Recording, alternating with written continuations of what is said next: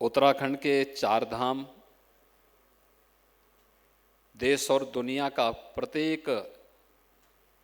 सनातन हिंदू धर्मावलंबी पूरी श्रद्धा के साथ न केवल इन सभी धामों के प्रति अपनी श्रद्धा और आस्था रखता है, भी तो गंगा और यमुना जैसी पवित्र नदियां जिस उत्तराखंड ने देश को दी हों, जिसने उत्तर भारत को सबसे उर्वरा भूमि प्रदान की हो। उत्तर भारत की सबसे पवित्र और सबसे उर्वरा भूमि के पीछे का कारण उत्तराखंड से निकलने वाली गंगा और यमुना जैसी पवित्र नदियां हैं। और उर्वरता इस हद तक कि गंगा और यमुना का द्वाब का ये क्षेत्र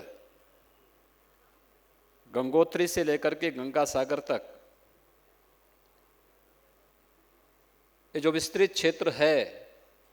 माँ गंगा के इस लगभग 2500 किलोमीटर की इस यात्रा में जो भूभाग पड़ता है वह दुनिया का इतना समृद्ध क्षेत्र है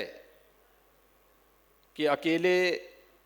यहाँ की धरती पूरी दुनिया का पेट भरने की क्षमता रखता है। एक माँ गंगा और माँ यमुना की कृपा है, उसका पुण्य है, और उसके पुण्य के कारण ही उत्तर भारत की भूमि इतनी उर्वरा हुई है। स्वाभाविक रूप से इसका श्रेय उत्तराखंड को जाता है और जाना भी चाहिए। उत्तराखंड का वासी जहां कहीं भी गया है, वहां की समृद्धि में उसने प्राण प्रण से लग करके अपना योगदान दिया है। देश की सेना में अभी जनरल बिपिन रावत जी यहां पर बता रहे थे, और अनेक ऐसी विभूतियों को उत्तराखंड को देने का सौभाग्य प्राप्त हुआ है। उत्तर प्रदेश में अगर आप देखेंगे तो उत्तर प्रदेश की स्थापना के समय आज़ादी के बाद से लेकर के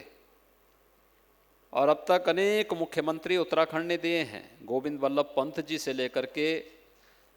और स्वर्गीय हेमवती नंदन बहुगुणा जी तक, नारायण दत्त तिवारी जी भी उत्तराखंड की देन थी।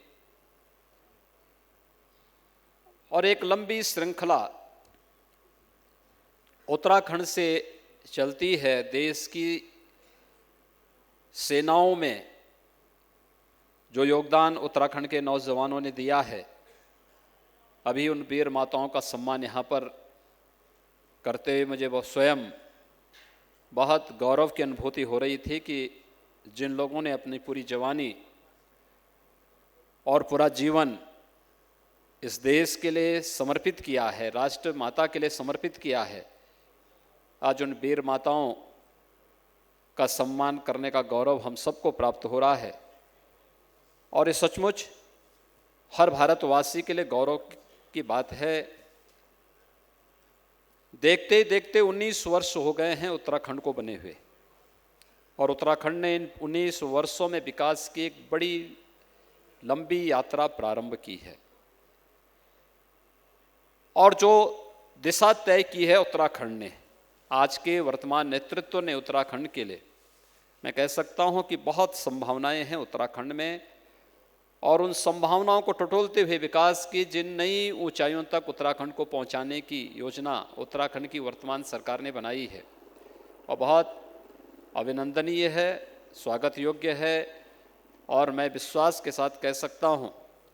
कि उत्तराखंड की वह यात्रा उत्तराखंड को सचमुच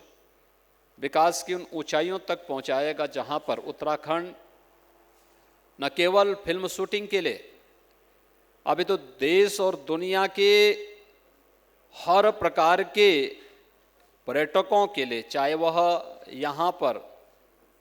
एक श्रद्धालु के रूप में यहाँ पर तीर्थाटन के लिए आएँ, और चाहे वह पर्यटक के रूप में, एक टूरिस्ट के रूप में वो यहाँ पर आएँ, उन सभी के लिए बेहतर डेस्टिनेशन के रूप में उत्तराखंड स्थापित होगा, इसमें कोई संदेह नहीं होना चाहिए। क्योंकि जिस दिशा में आज की सरकार ने कार्य प्रारंभ किया है विकास के लिए, मैं सुन रहा था बीच में जब एक बार यहाँ पर माननीय श्री त्रिवेंद्र सिंह रावत जी ने अपनी पूरी कैबिनेट की ही बैठक इस झील के किनारे किया। कितनी बेहतर झील है, इसको हम थोड़ा भी प्रमोट कर लें